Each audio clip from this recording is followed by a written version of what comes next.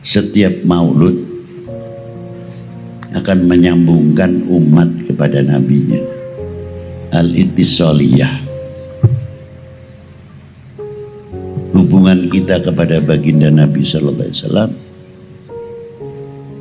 5 waktu itu kita sudah berhubungan. Di antaranya dalam tahiyat, berapa kali kita menyebutkan Assalamualaikum ayuhan nabiyyu wa rahmatullahi wa barakatuh. Kalau dilihat dari segi nahwu ataupun balaghah, kalimah yang mengandung mukhatab Assalamu alayka seolah-olah beliau itu di depan kita. Assalamu alayka ayuhan nabiyyu wa rahmatullahi wa barakatuh. Karena apa? Ada mukhatab.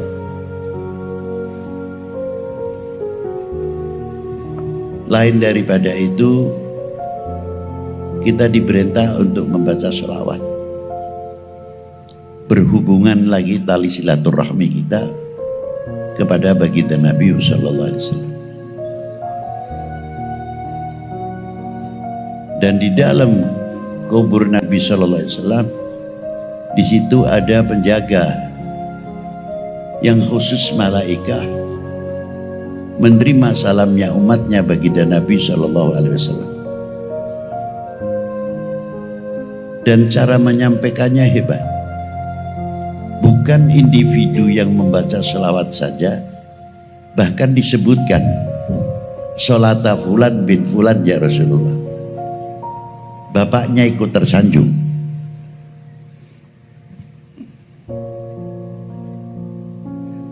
Ma'asyiral muslimina rahimakumullah.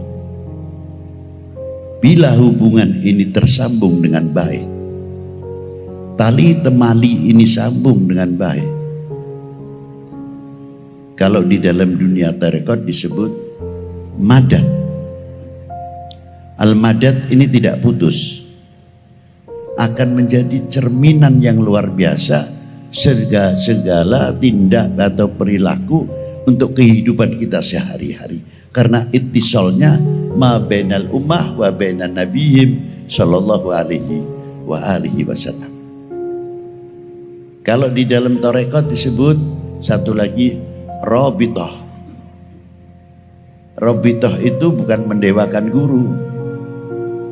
Kalau zikir Allah Allah Allah atau la ilaha illallah seolah-olah guru kita di depan, bukan itu maksudnya. Guru rabithah itu adalah yang menuntun kita kenal kepada Allah, yang menuntun kita dekat kepada Allah dengan melalui ar-rabithah itu tadi maksudnya. Sehingga kita lebih jauh. Kalau kita mengenal rabithah akan membayangkan nasihatnya, cara membaca kitabnya, adab ketika membaca kitabnya, dan sebagainya. Kita akan rabithah ke sana. Bila mana anak murid selalu mengingat atas jasa-jasa para gurunya, insya Allah akan terkendali dari perbuatan-perbuatan yang tidak terpuji. Karena apa? Min barakatil rabithah. Itu baru tingkat guru. Bagaimana ketika kita kepada baginda Nabi Sallallahu Alaihi Wasallam? Kita bisa membuka tarikh-tarikh bagaimana Rasulullah didatangkan. Laqad ja'akum rasulun min anfusikum azizun alaihi ma anittum harisun alaikum bil mu'minina raufur rahim. Ayat sambungannya tugasnya lagi. Arsalahullahu ila kafatil khalqi jinnan wa insa basyiran wa mubasyiran wa nadhira bil huda wa dinil haqi ila akhiril ayat. Satu lagi, bu'itsu liutammima makarimal akhlak. Menyambung. Intinya dari mana sumbernya itu? Dari laqad ja'akum rasulun min anfusikum azizun, di sini hebatnya. Nek cara Jawa itu lebih luas, sebab sesuai nahumnya teman-teman yakti nekaaken ingsun kum marang sliramu laqad ja'akum rasulun, utusan. Ini di Indonesia ki rada repot ya. Yakti teman-teman iki opo ya? Terkecuali anak pesantren ya sudah tahu. Ada taukidnya, ada apa di sini. Utusan rasulun min anfusikum, menawi kalau Ibnu Abbas membacanya ditafdilkan anfasikum. Jadi manusia Rasulullah bukan manusia biasa, tapi manusia yang sangat luar biasa. Min anfasikum. Sifatnya yang mensifati, yang menciptakan. Azizun, orang yang sangat peduli. Orang yang sangat tanggap. Buahnya dari orang yang sangat peduli, sangat tanggap, melahirkan apa? Bu'itsu liutammima makarimal akhlak. Orang yang sangat tanggap. Azizun alaihi ma anittum harisun alaikum bil mu'minina raufur rahim. Buahnya akan melahirkan bil mu'minina raufur rahim. Itu baru satu ayat kita ambil. Dibuktikan oleh apa pedulinya Rasulullah? Kalau kita bisa meniru apa yang ada di dalam surat atau ayat-ayat yang menerangkan kebesaran baginda Nabi Shallallahu Alaihi Wasallam, kita mewarisi sedikit bagaimana kita memandang al-mu'minin bil mu'minina raufur rahim, dengan bekal azizun alaihi ma'anitum harisun alaikum. Tumbuhkan hati kasih sayang yang luar biasa, melihat melihat orang mukmin dengan kacamata apa? Ruhama. Melihat dengan mukmin dengan kacamata apa? Lutofa, penuh kasih sayang. Tidak ada dunia ini ramai, tidak ada dunia ini perpecahan. Karena apa? Kasih sayang yang didahulukan. Persaudaraan yang didahulukan oleh Rasulullah Sallallahu Alaihi Wasallam, terayomi, terangkul dan sebagainya. Nah, dibuktikan pada waktu zaman Rasulullah Sallallahu Alaihi Wasallam umur 25 tahun, bahkan belum ada wakil ba'du riwayah, seorang pemuda dalam melihat situasi perpecahan itu sangat mengancam. Kondisi itu sangat menekan. Apa masalahnya?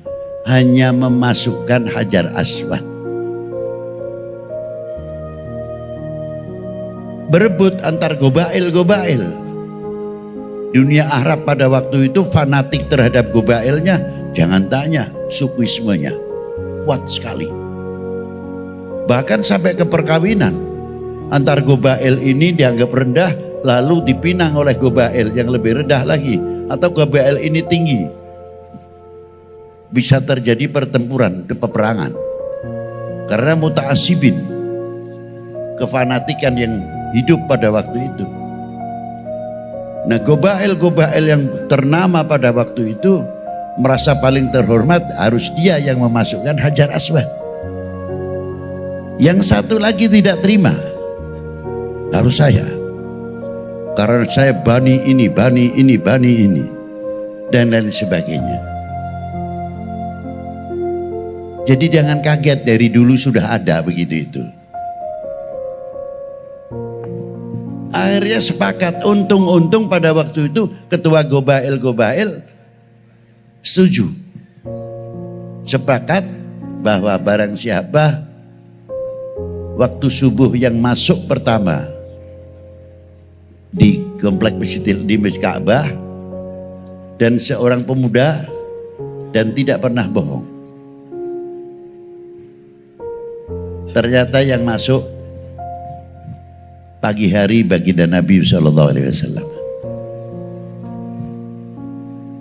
Dari situlah digelar Al-Amin, yang terpercaya, orang yang jujur, orang yang amanah. Tapi egoisme tidak terakhir pada diri Rasulullah Sallallahu Alaihi Wasallam. Saya sudah terpilih, harus saya. Lainnya odds. Tidak. Gelarnya, sorbannya digelar. Semua ketua suku diambil, Hajar Aswadnya taruh di tengah. Bareng-bareng kita angkat yuk. Nanti yang masuk kan Rasulullah langsung, tapi cara mengangkatnya kebersamaan. Contoh yang luar biasa. Sekarang yang kita tanyakan, kemana Al-Amin itu? Menjadi pemersatu umat, menjadi pemersatu bangsa. Dengan adanya kekuatan ukhuwah akan memperkuat ketahanan nasional, khususnya negara kami Indonesia tercinta. Sudah ada dari dulu contoh yang luar biasa. Mestinya ini menjadi cermin. Maka dibawa oleh siapa? Oleh tokoh-tokoh ulama para pendahulu. Beliau hidup masih muda sudah begitu luar biasa. Sampai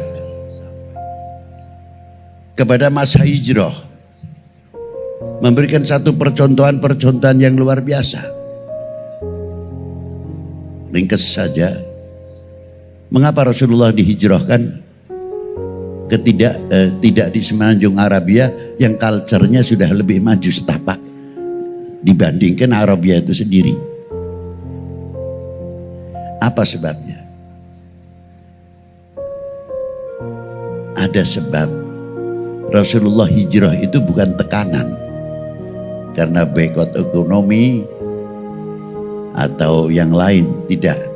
Ada atau tidak, tetap Rasulullah hijrah karena wahyu, bukan karena itu.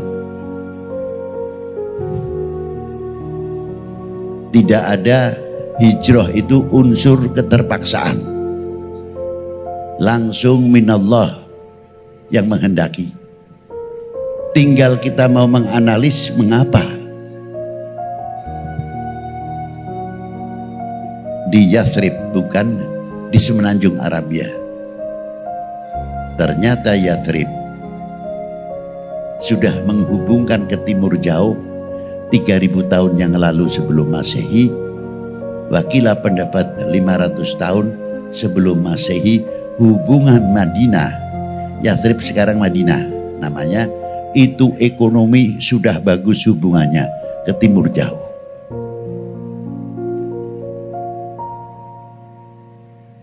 Langsung dari situ juga India termasuk. Jalan itu disebut Jalan Sutra. Termasuk India, nanti ujungnya Indonesia. Putarannya. Termasuk jalan-jalan sutra.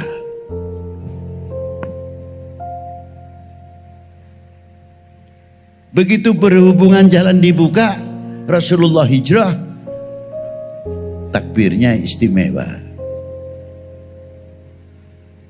Bangun sarana ibadah, bangun sarana ekonomi. Kalau sekarang mungkin maaf, jangan tersinggung. Allahu Akbar, bangun fakultas perguruan tinggi. Allahu Akbar, bangun supermarket. Allahu Akbar, bangun fakultas kedokteran. Allahu Akbar, bangun sumber-sumber ekonomi, sumber-sumber pertanian.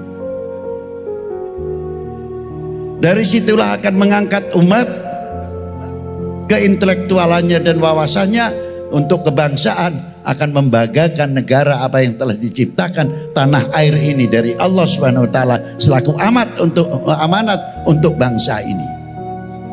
Apakah hanya ucapan terima kasih? Tidak, buktikan kalau orang yang mengerti terima kasih artinya membangun.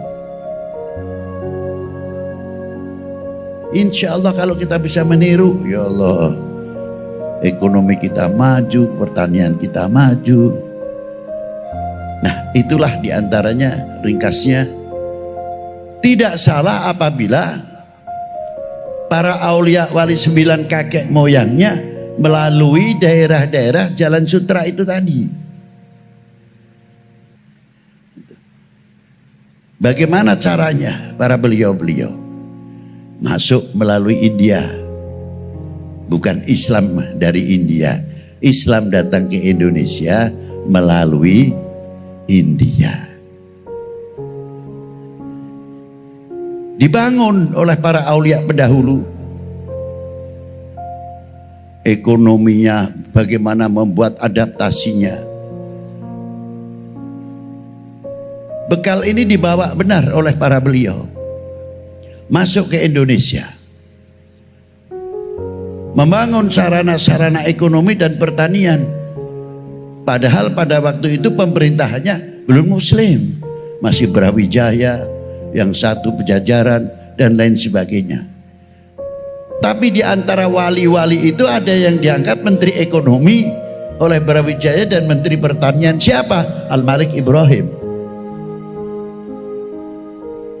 Yang ngangkat lain agama, yang diangkat beda agama.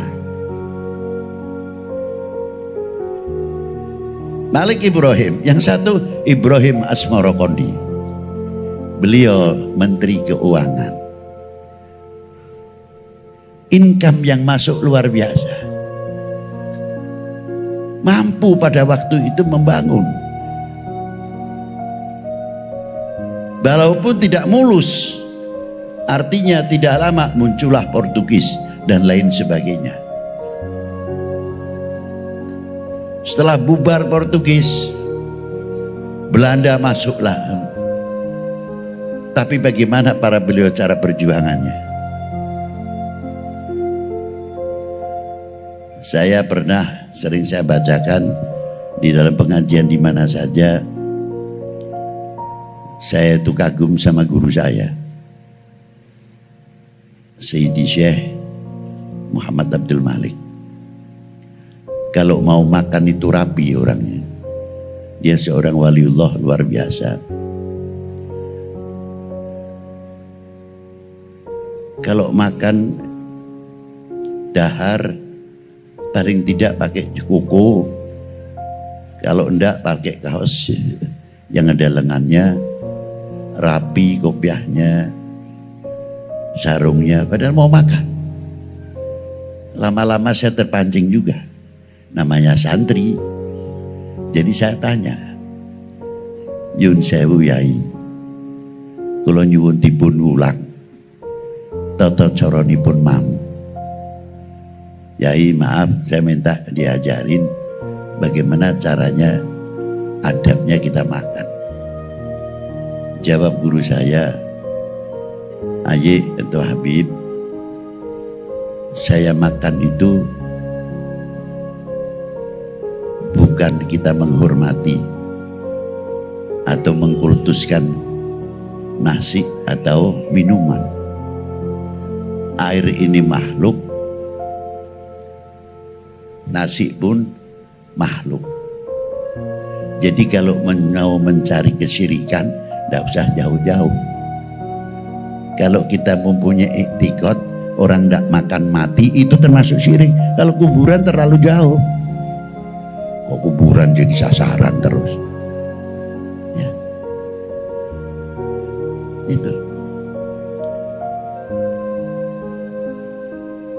Itu satu contoh. Saya nasi ataupun air minum ini, saya menghargai pakai pakaian yang demikian, menghargai si pemberi rezeki. Adab mau makan saja sudah sejauh itu. Dan kalau satu butir nasi ini jatuh, selagi tidak madorot, diambil. Kata guru saya, sebutir saja, jangankan lagi sebutir, seper dari satu butir nasi, kami tidak mampu membuatnya. Siapa yang menciptakan? Allah Subhanahu wa ta'ala. Hormatilah yang menciptakan. Ya pantas makannya manfaat. Ditaruhkan ya. Yang sekiranya madarat nanti dipisahkan, dikumpulkan oleh beliau. Yang kedua, Habib, satu butir nasi ini yang andil tangannya banyak. Dari mulai mencangkul, membajak sampai jadi nasi. Banyak sekali yang ikut andil. Makanya doanya pantas.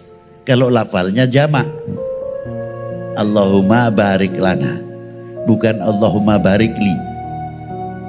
Allahumma barik lana, ya Allah, semoga engkau memberkahi kami semuanya. Yang mencangkul dapat, yang membajak dapat,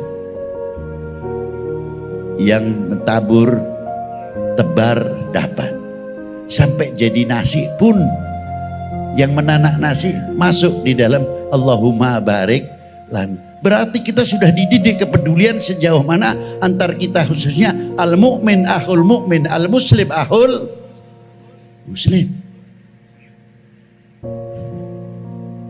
Kalau kita sadar, ya Allah ya Rabb, jauh dari segala perpecahan kok. Sebab kita doakan terus dengan Allahumma barik lana, itu menghilangkan kotoran-kotoran hati suudon kita kepada sesama kita. Kalau orang mau mendoakan sudah ke teman kita sendiri, walaupun kayak apa, itu menandakan hatinya bersih. Itu hebatnya. Ma'asyiral muslimin rahimakumullah. Tidak cukup dari itu, diteruskan doanya, minta diselamatkan daripada api neraka. Bima razaqtana wa qina adzabannar. Sinambung. Lalu guru saya meneruskan, Habib, gimana agama ini masuk ke Indonesia?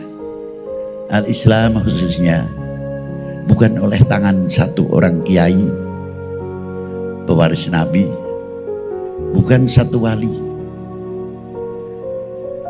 ratusan para aulia di Indonesia, dari mulai Jamaluddin Hussein yang ikut andil besar para aulia bagaimana menghadapi Portugis pada waktu itu, sampai jatuhnya Malaka. Mengapa Malaka jatuh? Padahal luar biasa. 1511 Masehi digembosi dari dalam, supaya tidak percaya dengan ulamanya, tidak percaya dengan aparatur negaranya, terus dihembuskan. Itu sebab musababnya. Sultan Mahmud kalau tidak salah zaman itu sudah kurang mendapatkan kepercayaan. Itu sengaja. Dari situlah jatuhnya Malaka. 15:11. Sejarah itu penting. Itu bagian meringatkan kita. Demak diantaranya. Setelah Kanjeng Sultan Trenggono selesai.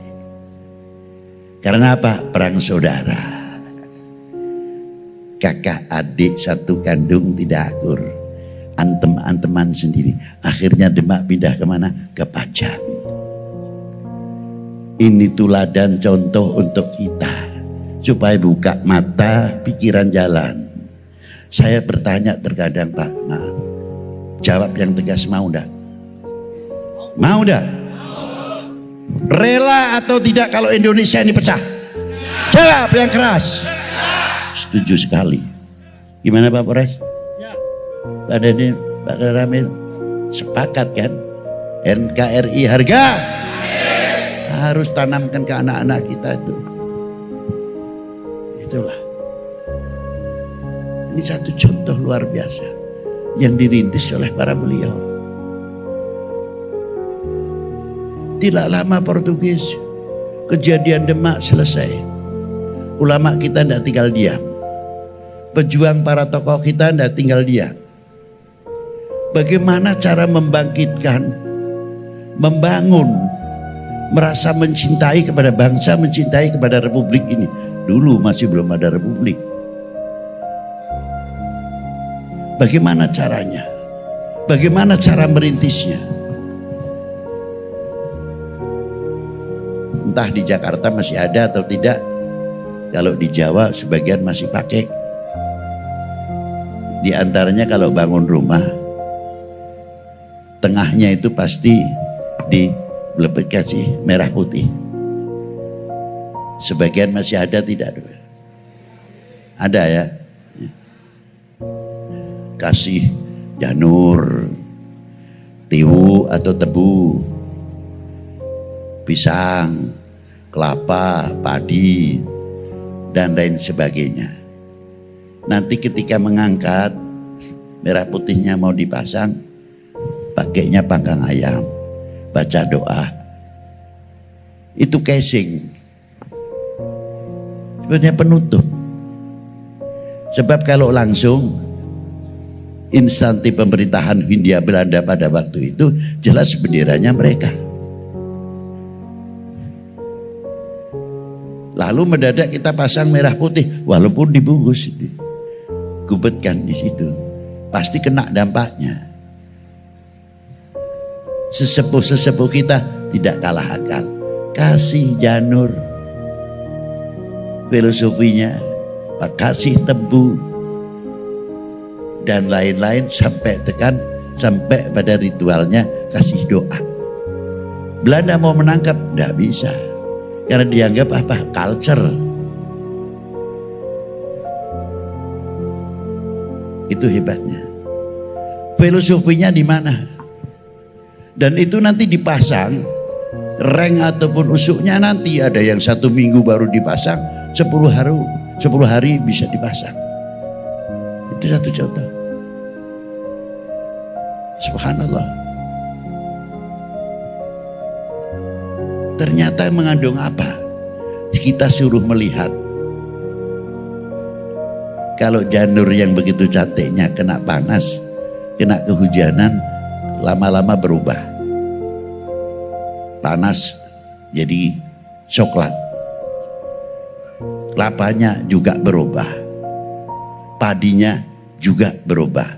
Pisangnya tambah matang dan lain sebagainya. Kira-kiranya merah putihnya berubah tidak? Itu Indonesia. Diangkat dari jauh oleh para ulama-ulama pendahulu. Bagaimana menanamkan, merasa menghargai Handar Beni oleh tokoh-tokoh ulama-ulama kita para pendahulu. Itu hebatnya. Dan sampai sekarang budaya itu sebagian masih diperkuat supaya kita tidak melupakan sejarah. Kelihatannya simpel, sepele, tapi berat. Ma'asyiral muslimina rahimakumullah. Inilah para ulama-ulama, para aulia-aulia, para pendahulu. Sampai terkadang saya itu ditanya, Beb, istimewanya ziarah Wali Sembilan itu apa? Mau jawab, karomah sudah umum, ambil barokah ya sudah. Saya jawabnya, saya itu sebetulnya kalau ziarah Wali Sembilan cuma satu sajalah, malu. Malu. Loh Beb, kok malunya di mana? Ya kalau barokah karomah kan sudah umum. Malunya di mana, Beb? Ini loh. Saya pengalaman ziarah Wali Sembilan. Tidak ada satupun makam Wali Sembilan itu yang sepi. Sudah dikubur sekian ratus tahun, Sunan Ampel, Sunan Giri, Malik Ibrahim, sampai Bonang, Sedayun Derajat, sampai Kalijogo, Demak, Kudus Murio, sampai Gunung Jati, sampai Banten, masih bisa bangun ekonomi kerakyatan. Ada tidak kuburan Wali Sembilan yang sepi? Semua ramai.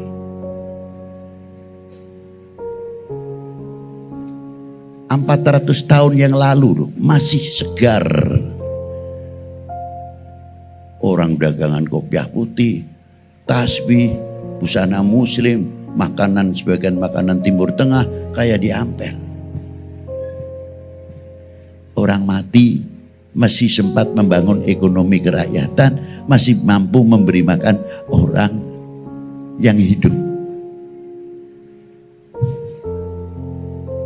Lalu kita bisa apa? Lalu kita apa? Kontribusi kita itu apa? Untuk Al-Islam. Kontribusi kita untuk Al-Islam apa? Kontribusi kita untuk bangsa ini apa? Coba kita tanya. Jangan tanya kepada orang lain, tanya kepada diri sendiri. Itu diantaranya yang saya kagum. Karena ini semua bagian daripada orang yang mengamalkan bagaimana azizun alaihi ma anittum harisun alaikum bil mu'minina rauf. Itu hebatnya. Apalagi di Maulana Syarif Hidayatullah,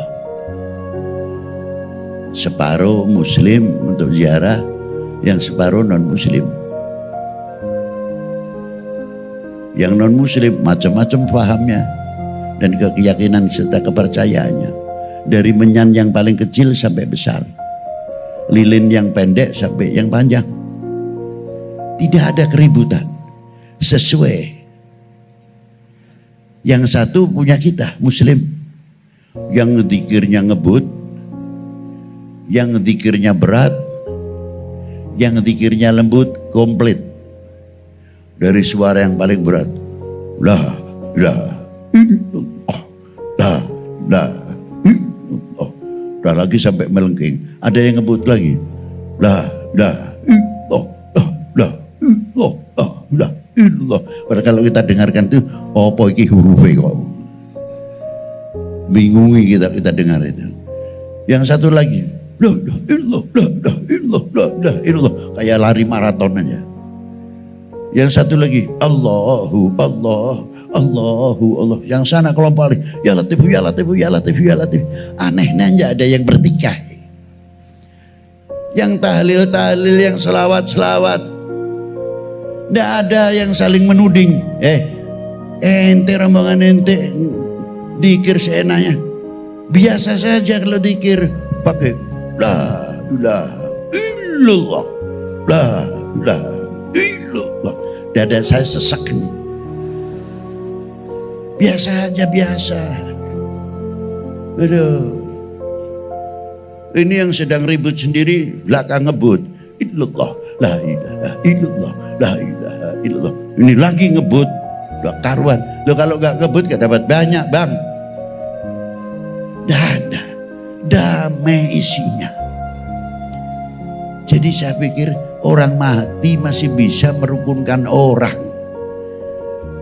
masih mengukhuwahkan orang, padahal sudah mati sekian ratus tahun. Lalu kita ini apa? Kalah dengan orang mati atau tidak?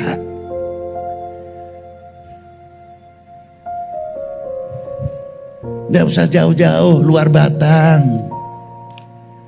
Subhanallah. Nampak sekali karomahnya bagaimana luar Batang. Belum kita ke Maulana Hasanuddin Al-Bantani. Maka dari itu ma'asyiral muslimin rahimakumullah, saya ingat tadi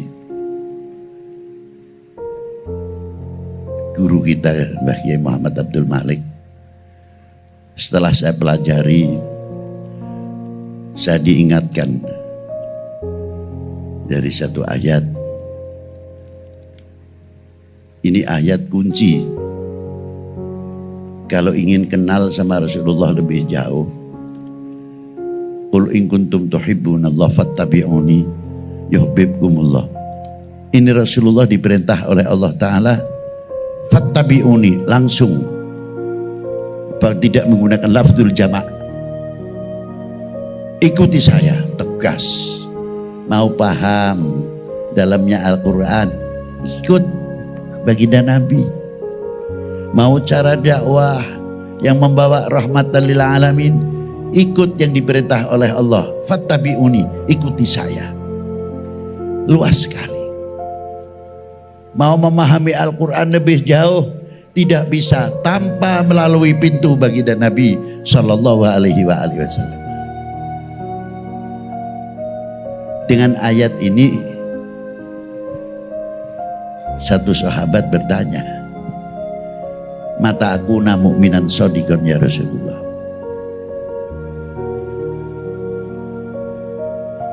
Sejauh mana kita dikategorikan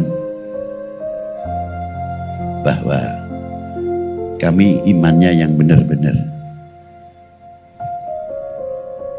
Dijawab oleh Rasulullah, idza ahbabtallah, selagi kalian mencintai Allah.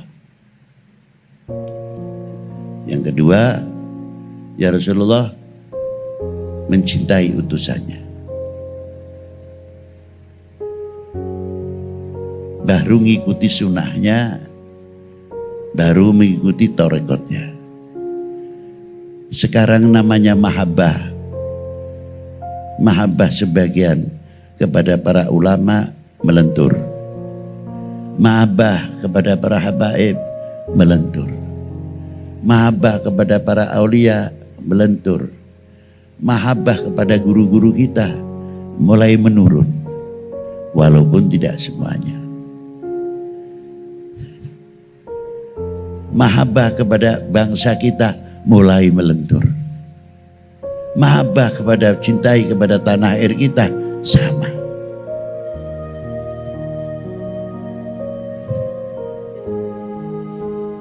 Ini yang perlu kita benahi, perlu kita dandani, kita perbaiki supaya bangkit kembali. Mahabbah itu sumber luar biasa. Orang itu kalau mahabbahnya kuat, mulutnya akan terjaga, telinganya akan terjaga, matanya akan terjaga. Tidak mungkin akan membuka aibnya orang yang dicintai. Itu ciri khas.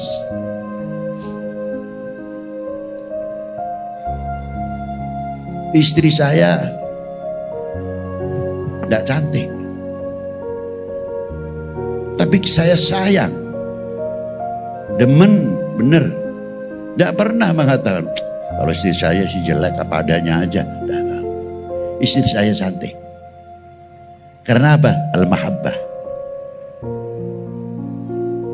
Tapi secantik apapun, kalau sudah hilang mahabbahnya, pasti yang akan dibuka aibnya. Itu intinya mahabbah di situ. Kita diberi oleh Allah Subhanahu wa taala kemakmuran apa yang ada kepada intelektualnya dunia Islam dan bangsa ini. Kesuburan apa yang ada dalam bangsa ini. Tapi kalau kita sudah melentur, ya paling asik merendahkan nama bangsa kita sendiri. sayang Indonesia, sayang Indonesia. Lebih bangga membanggakan orang lain. Mestinya kita harus menutupi segala kekurangan-kekurangan apa yang ada pada diri kita, sehingga tidak ternganga dijadikan kesempatan orang yang tidak suka, khususnya kepada Indonesia, siapapun. Nah, yang mencintai itu sangat penting sekali. Kalau ini sudah melentur, maka terusannya apa? Mengikuti sunnahnya, torekotnya. Kalau orang mengikuti sunnah Nabi dengan kecintaannya luar biasa, tidak mikir pahala. Cuma yang dipikir cuma satu, besok kita sama Rasulullah, enggak ya? Yang diinginkan cuma ingin berkumpul dengan baginda Nabi SAW. Tidak tanya ini pahalanya apa, ini pahalanya apa, tidak. Percaya penuh dengan orang yang dicintainya. Itu mahabbah. Nah, tengahnya itu ada. Tengahnya itu ada apa diantaranya? Ini menjadi peringatan kita. Waliyatafatun nas fil iman ala qadri tafahudihim fi mahabbati. Kadar bobot iman seseorang tergantung kecintaannya kepada aku. Oknum manusia yang mau menghancurkan umat Islam khususnya, umat beragama pada umumnya, dan akan menghancurkan bangsa dan negara ini dibalik maknanya. Awalnya maknanya kadar bobot iman seseorang tergantung kecintaannya kepada aku, artinya Rasulullah. Nah, kalau dibalik berarti kalau mau menghancurkan umat Islam khususnya, umat beragama umumnya, hancurkan cintanya kepada tokoh agamanya, hancurkan kecintaannya kepada ulamanya, aulianya khususnya baginda Nabi SAW. Hancurkan dulu, nanti umat itu paling gampang dipecah belah.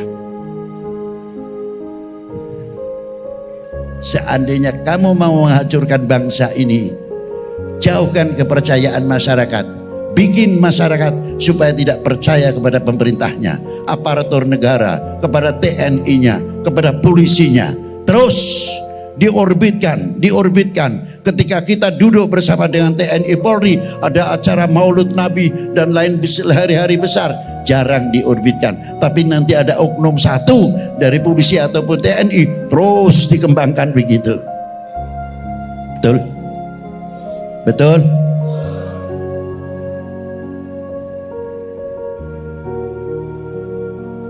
Kalau pertahanan kita sudah digoyahkan, lalu kita mau jadi apa? Maka apabila kita sudah mengetahui hal yang demikian, ayo kita bersama-sama rapatkan jajaran kita. Jangan memberikan kesempatan kepada oknum manusia yang akan menghancurkan Indonesia ini. Setuju? Setuju? Buktikan kalau kita setuju. Ayo kita galang. Jangan perpecahan terus. Kasihan. Ulama kasihan. Para aulia kasihan. Para aparatur negara, pejabat kasihan, ngurusi gitu-gitu saja. Kita masih banyak urusan untuk bangsa dan umat ini. Dari segala bidang, dari pertanian, dari ekonomi. Jangan sampai kita negara yang subur makmur ini, kita ekonominya ketinggalan. Lain daripada itu apa? Dunia pertanian ketinggalan. Sehingga sampai terkadang, maaf kalau sering saya singgung, dari pertanian itu hebat sebetulnya untuk membangkitkan rasa memiliki. Jambu ditanam di Indonesia, besar di Indonesia, yang dapat nama orang lain, jambu Bangkok. Ya Allah, mbok dirubah. Ini jambu mana? Bogor. Indonesia Bogor. Oh ini jambu mana? Oh jambu Semarang, Indonesia. Bangkitkan kearifan lokal. Ini akan membantu ekonomi. Merasa antar beninya semakin kental. Karena apa? Kita bangga. Jambunya tidak kalah besar-besar. Katesnya California jauh bener. Pusing jadi kita ini golongan pelarat apa kaya. Tanahnya subur tapi yang dapat nama orang lain. Karena apa? Kurang handar beni, kurang memiliki. Alhamdulillah masih ada gula Jawa pisang Ambon. Ini kalau gula Jawanya berubah ampun dah. Nih, saya khawatir sekali. Habib Lutfi kemana-mana, walaupun menerangkan Maulid Nabi, Habib Lutfi ketakutan terus mewarnai. Apa di antara takut jangan sampai Indonesia dipecah belah. Kemanapun Habib Lutfi tidak akan berhenti mengatakan NKRI. Itu bagian kewajiban kita. Mempertahankan ketahanan nasional. Itu kewajiban kita bersama. Setiap individu harus tegas dalam masalah ini. Kalau ini benteng ini kuat, kita tidak mudah akan dipecah. Allah. Maka dari itu, ayolah kita sama-sama ekonomi kita biar maju gimana, kembangkan kearifan lokal dan lain sebagainya. Insya Allah kita akan diberi barokah oleh Allah Ta'ala. Saya yakin itu.